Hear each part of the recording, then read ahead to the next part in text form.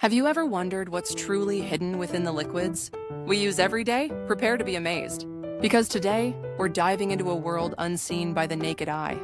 We're going to explore the stunning hidden crystal patterns, growing secretly inside everyday liquids, revealed through the power of a microscope.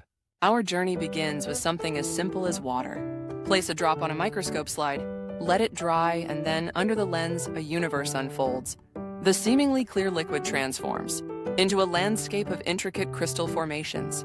These aren't just random shapes, they're delicate structures, each telling a story of the water's journey and the minerals it once held. Next, let's explore something a little more exciting: coffee.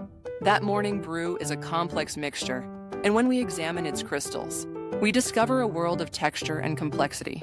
The crystals that form are unique, showing the specific composition of the coffee, influenced by factors like the bean type and brewing method. It's a beautiful, intricate map of flavor and origin, hidden in plain sight. Now, let's look at another common liquid: milk. Under the microscope, milk reveals an astonishing array of patterns. The crystals here are often influenced by the fats, proteins, and sugars present. They create a beautiful display of nature's design, each crystal a tiny work of art. The process is a stunning reminder of the intricate processes that occur in our food and drink. Finally, we'll examine a less common but equally fascinating liquid: honey. Honey, a natural nectar, crystallizes in truly unique formations.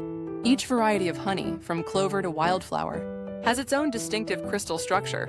These patterns can even tell us where the honey came from and how it was made. It's a sweet revelation, hidden within every spoonful.